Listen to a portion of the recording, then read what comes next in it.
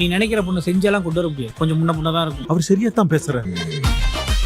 குறைந்த விலை நிறைந்த தரம் தங்கள் தேவைகள் அனைத்தும் ஒரே இடத்தில். ஜெயச்சந்திரன். சன்லேண்ட்ல சமைச்சா சக்தி தானா வரும்.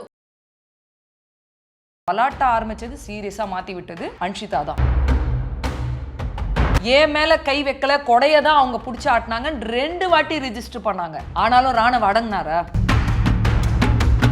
கை படவே இல்லை. அந்த சுண்டு விரல் நுனி கூட டச் பண்ணல அன்ஷிதாவோட கை. அதெல்லாம் நான் சொல்ல மாட்டேன். பட்டிருக்கலாம்.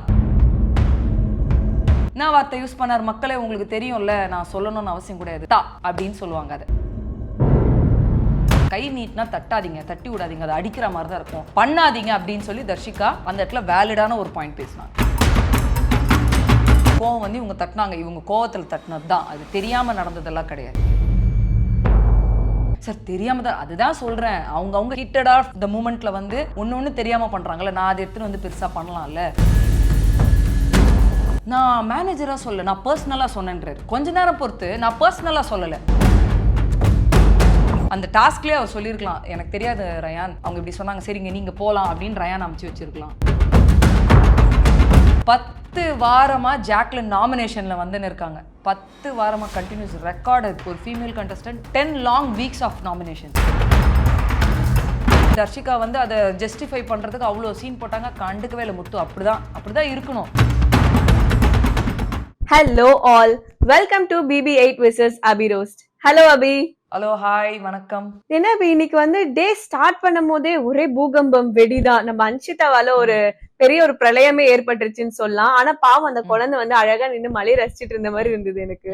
அந்த குழந்தை மலையை ரசிச்சுட்டு தான் இருந்தது. அதுக்கப்புறம் ட்ரிகர் ஆகி அந்த குழந்தை என்னெல்லாம் சேட்டை பண்ணிச்சு பாத்தீங்கல்ல. நீங்க நினைஞ்சீங்க பண்ணீங்க, பட் அது டாஸ்க்ல உங்க மேனேஜர்ஸ் எல்லாம் சேர்ந்து பண்ணாதீங்க, மைக் நனையுது, வேலை செய்கிற இடத்துல உங்களோட இதுக்கு போங்க, உங்களோட பிளேஸ்க்கு போங்க அப்படின்னு எல்லா மேனேஜர்ஸும் சேர்ந்து சொல்லும் போது அவங்களாம் டாஸ்க்ல இருக்காங்க.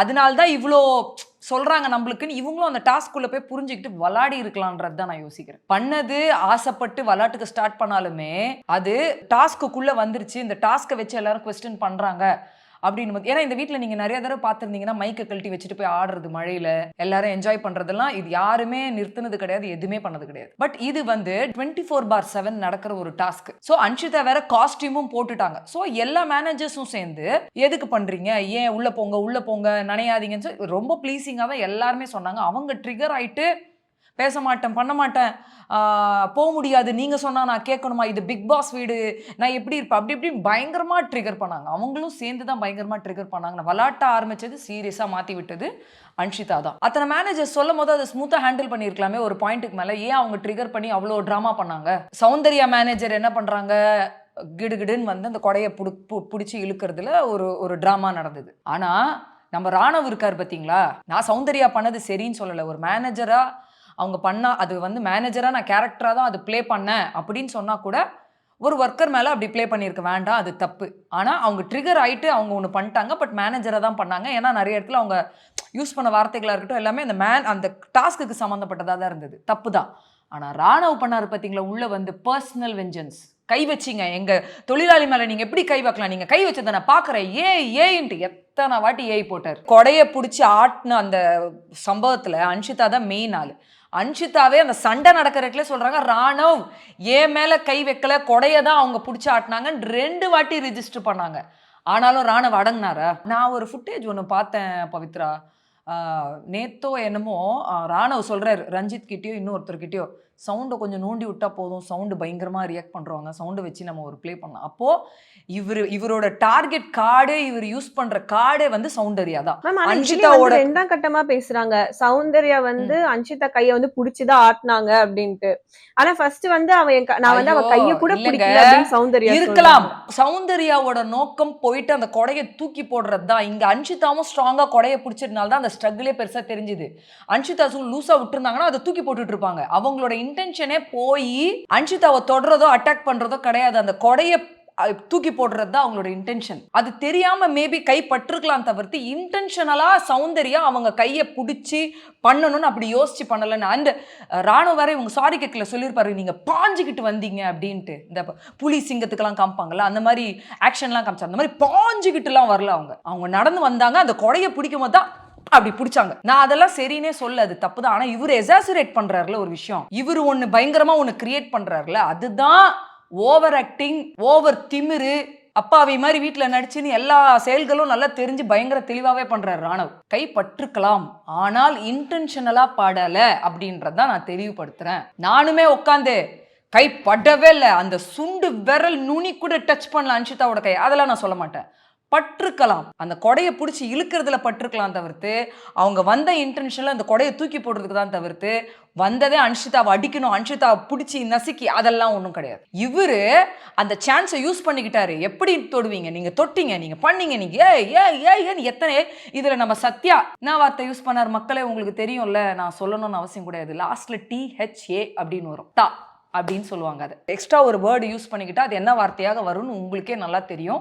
இன்னைக்கு அதை பீப் போட்டிருக்காங்க. ஆனா எதுக்கு மேம் சத்யா திடீர்னு எங்கேயுமே தெரியாத சத்யா இந்த இடத்துல அப்படியே அவர்தான் ஒண்ணு சொன்னா பாஞ்சுக்கிட்டு வந்தாரு? இல்லங்க, நீங்க எல்லா ஃபைட்லயுமே பாருங்களேன், அவர் ஒரு கெஸ்ட் அப்பீரியன்ஸ் ஒண்ணு பண்ணி நியாயத்துக்கு கேட்கறேன்னு சும்மா அப்படியே வந்துட்டு அப்படியே ஒரு டிராமா பண்ணிட்டு அப்படி போயிடுவார். அவருக்கு அதுக்கும் சம்பந்தமே இருக்காது. யாரும் கேட்டுடக்கூடாதுல்ல. ஏற்கனவே சேது அவர்கள் வாரம் வாரம் வந்து நீங்கள் என்ன பண்ணுறீங்க, நாங்களா கேட்குற வரைக்கும் நீங்கள் பேசவே மாட்டீங்க, பண்ணவே மாட்டீங்க, கேம் விளாடுங்கன்னு சொல்லிட்டு இவருக்கும் ரஞ்சித் சாருக்கும் அடிக்கடி சொல்கிறத நம்ம பார்த்துருக்கோம். இவர் அப்பப்போ வருவார், ஒரு சீன் ஒன்று கிரியேட் பண்ணுவார், அவர் போயிடுவார். எதுக்கு கெட்ட வார்த்தை? முதல்ல எதுக்கு கெட்ட வார்த்தை கேட்கணும். இதெல்லாம் வீக்கெண்டு ரிஜிஸ்டர் பண்ணணும். ஸோ நான் எப்படி சொல்கிறேன்னா, அன்ஷிதா ட்ரிகர் ஆனாங்க. அன்ஷிதா ட்ரிகர் ஆனதுக்கு சவுண்டு ப்ரொவோக் ஆனாங்க.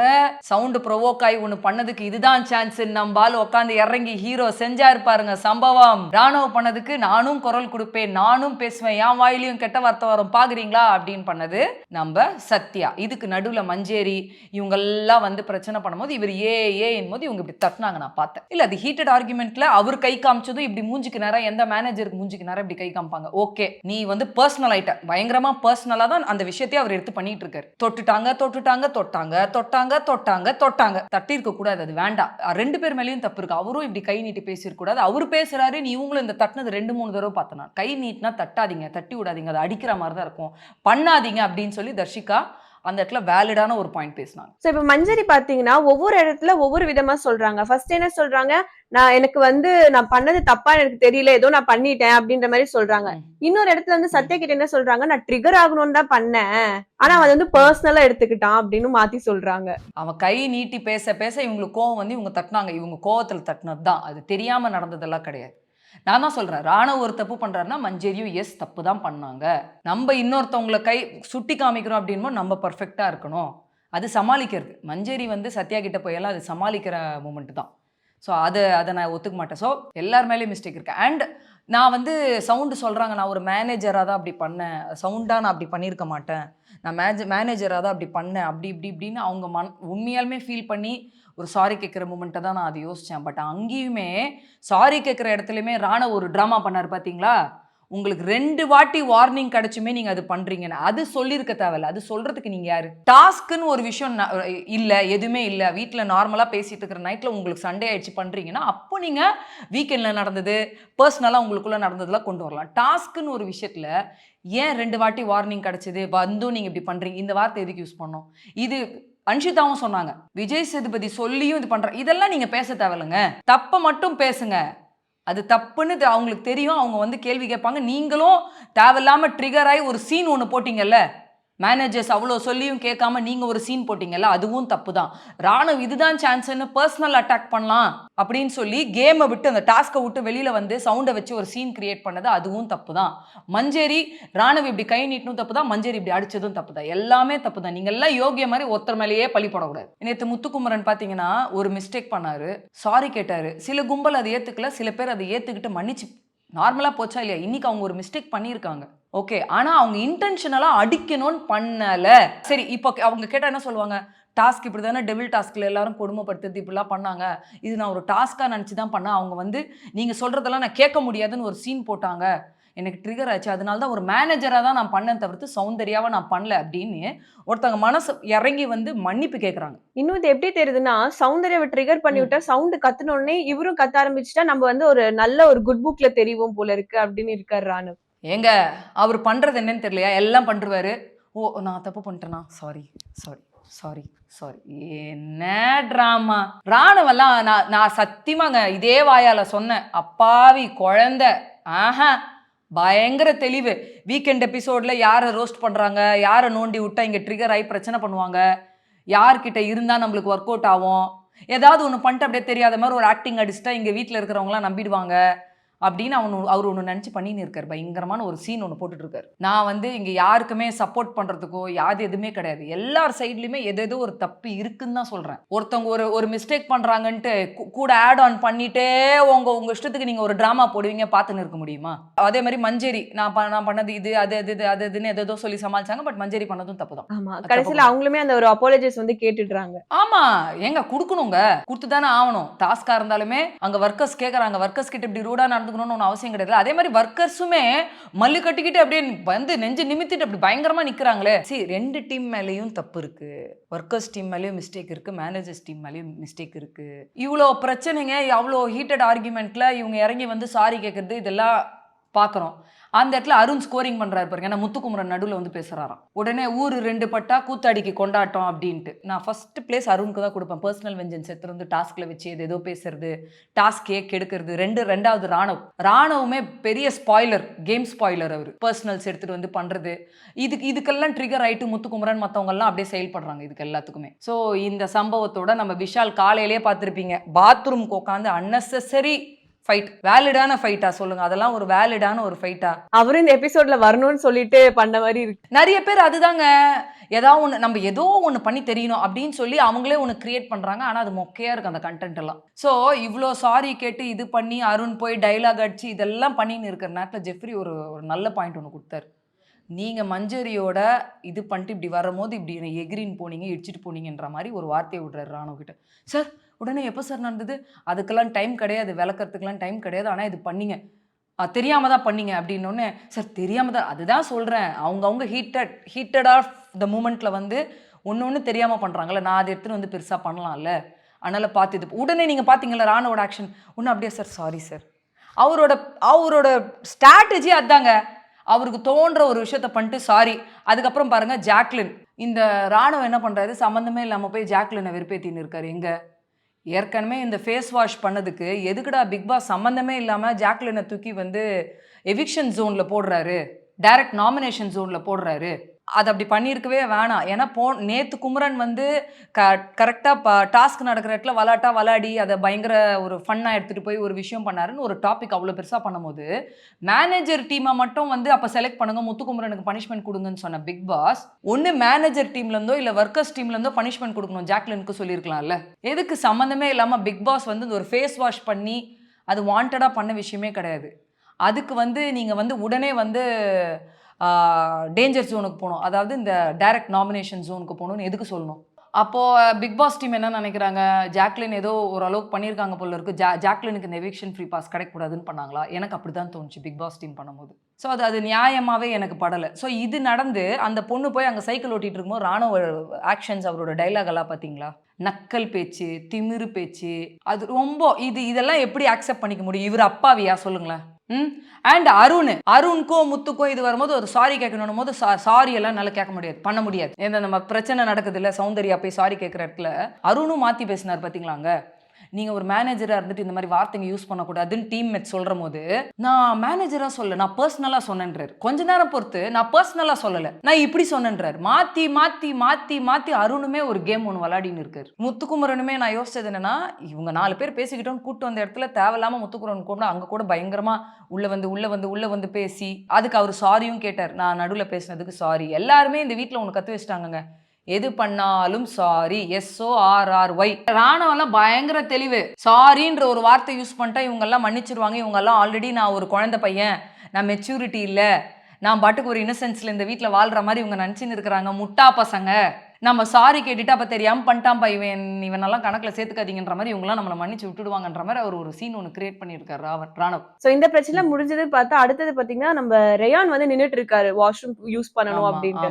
ஸோ தீபக் வந்து என்ன சொல்றாங்க, ஜெஃப்ரி நீ போ அப்படின்னு சொல்லிடுறாரு. சோ இது வந்து அவர் மேனேஜரா இருக்கிறதுனால அந்த ஒரு விஷயத்த பண்ணாரா, இல்லனா அதோட பர்சனல் வெஞ்சன்ஸ் எதனா இருக்குமா? இல்ல அது என்ன ஆயி போச்சுன்னா, பவித்ராவோட சரியான கம்யூனிகேஷன் கிடையாது. அவர் அதான் பவித்ராவும் அதான சொன்னாங்க, எனக்கு தெரியும் ஆனால் நான் அவர்கிட்ட சொல்லலை. பட் அதுக்கப்புறம் அவர் ஸ்வாப் பண்ணி ஜெஃப்ரின்ட்டார். அது ரயானுக்கு ட்ரிகர் ஆயிடுச்சு. ரயான் கேட்டு அது ஒரு பஞ்சாயத்து. ஆனால் இவர் சொன்னது என்னன்னா, ஒரு தீபக்கா மேனேஜராக நான் மாற்றலாங்க, பண்ண முடியுங்க. நான் சொல்கிறத நீங்கள் கேளுங்க. இங்கே எப்படி இருந்தது தெரியுமா? மொத்தமாக இந்த ஒர்க்கர்ஸ் இவங்களோட மைண்ட் செட்டெல்லாம் எப்படி ஆகி போச்சுன்னா, ஆளுக்கால் தனித்தனியாக தெரியணும் சில கேரக்டர்ஸ். நீங்கள் இவர் சத்யா கேட்டிங்கன்னா அவர் என்ன பண்ணாருன்னு கேட்டால், ஏதோ ஒரு சைடு ஆக்டர் பர்ஃபார்மன்ஸ் மாதிரி ஒன்று பண்ணிட்டு இருந்தார். கேப்டன் இந்த வீட்டில் என்ன பண்ணாருன்னு கேட்டால், இந்த வீட்டில் இந்த வீக் ஃபுல்லாக நம்ம ரஞ்சித் சார் வந்து டம்மி கேப்டனாக அப்ளை பண்ணார். அவர் என்ன பண்ணார் தெரில. ஆனால் அதே மாதிரி ஜெஃப்ரி அந்த பக்கம் மேனேஜர்ஸ் குரூப்பில் வந்து இன்னைக்கு குரல் கொடுத்தாரு. மற்ற நேரத்துலலாம் வந்து டம்மியாக தான் இருந்தார். ஜெஃப்ரியுமே டம்மி தான். ஸோ இந்த மாதிரிலாம் எல்லாருமே என்ன டிசைட் பண்ணிட்டாங்க, தனித்தனியாக நான் பெர்ஃபார்ம் பண்ணணும், தனித்தனியாக நான் தெரியணும், தனித்தனியாக ஏதாவது ஒன்று ப்ரூவ் பண்ணணும் அப்படின்றதுக்காக எதுக்கோ சண்டை போடுறாங்க.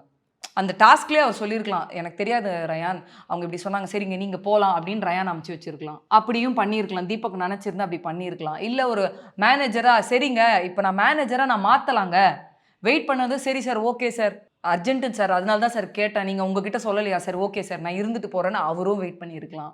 நல்ல விஷயம் தான் முத்துக்குமரன் சொன்னது, நல்ல விஷயம் தான். நாங்கள் இந்த மீட்டிங்னு கிடையாது, எந்த மீட்டிங்லையுமே அது வந்து ஒரு முக்கியமான விஷயங்களை சபைக்கு கொண்டு வந்து பேசுகிறோம், டிசைட் பண்ண போகிறோம் அப்படின்னா அதுக்கான இம்பார்ட்டன்ஸ் கொடுக்கணுன்றது தான் நான் சொல்கிறேன். அது வந்து முத்துக்குமரன் அட்ரஸ் பண்ணது நல்லது தான்.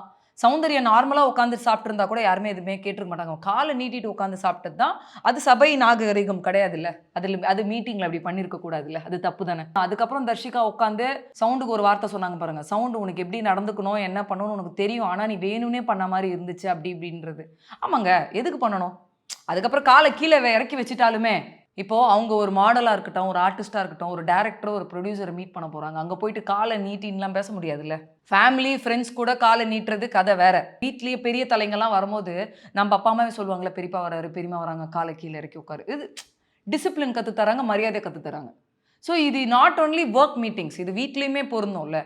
ஸோ இது ஒரு பேசிக் இது தானே, இதெல்லாம் சவுண்ட் ஃபாலோ பண்ணிக்கணும். இதுவுமே எனக்கு தெரியலன்னு சொன்னால் நான் ஒத்துக்க மாட்டேன், தெரியணும். தீபக் கிட்ட லாஸ்ட் வீக் எனக்கு 29 வயசு ஆகுது, இந்த 29 வயசில் ஒரு மீட்டிங்கில் காலை நீட்டிட்டு உட்காரக்கூடாதுன்னு கூடவா உங்களுக்கு தெரியாது சொல்லுங்க. 24 ஹவர்ஸில் வேற வந்து இவங்க உட்காந்து மறுபடியும் அந்த கான்வர்சேஷன் வச்சுக்கிறத நான் பார்த்தேன். நான் எப்படி யோசிக்கிறேன்னா, மரியாதை கெட்டது தப்பே கிடையாது. எல்லா ஒர்க்கர்ஸ்க்கும் each and everybody needs respect in this world. எல்லா வேலையுமே உயர்ந்த வேலை தான் அவங்களுக்கு. பவித்ரா ஏஞ்சி சொன்னாங்க, இப்போ சார் மேடம் தானே கூப்பிடணும், ஓகே எனக்கு பிரச்சனை கிடையாது, நான் கூப்பிட்றேன், மற்றவங்களோட கருத்து அவங்களுது. ஸோ ஒருத்தவங்க என்ன சொன்னாங்க, நாங்கள் இப்போ முத்து வாங்க போங்க ஐயா அம்மா இப்படி நாங்கள் கூப்பிட்றோம், இவங்க மரியாதை கொடுக்க மாட்டேன்னு சொல்லவே இல்லை மேனேஜர்ஸ் டீமில். ஆனால் ஆப்போசிட்டில் உட்காந்து பேசுகிறோன்ட்டு நாங்கள் அவங்கள ரெப்ரசன்ட் பண்ணி வந்திருக்கோம், அவங்களுக்கு அந்த மரியாதையே கிடைக்க மாட்டேங்குது. யார்? ராணவ், முத்து, ரஞ்சித்து, அவங்க கொடுக்குறேன்ட்டாங்கப்பா. நான் என்ன சொல்கிறேன், நீங்கள் ஏன் ஃபோர்ஸ் பண்ணுறீங்க சார் மேடம்ட்டு? அவங்களும் என்ன சொல்கிறாங்க, எங்களையும் சார் மேடம்லாம் கூப்பிடாதீங்க, எங்களை நீங்கள் சார் மேடம்லாம் கூப்பிடாதீங்க, எங்கள் பேரை சொல்லியே கூப்பிடுங்க, அது ஒன்றும் பிரச்சனை கிடையாதுன்னு இவங்க வந்துட்டாங்க. நான் என்ன சொல்கிறேன், நீங்கள் ஒரு தொழிலாளர்களுக்கு வந்து மரியாதை கிடைக்கணும்னு போராடுறீங்க, குட். என்னமோ பேசணும் பேசி அதை ஜவ்வு மாறி இழுத்து கடைசியில் பிக் பாஸ் வந்தார் உள்ள. ஒரு விஷயம் பேசுகிறீங்களே சுவாரஸ்யமாக இருக்கா, உங்களில் எத்தனை பேர் தூங்குறீங்க சொல்லுங்க அப்படின்னோடனே ஒரு 4-5 பேர் கை தூக்குனாங்க.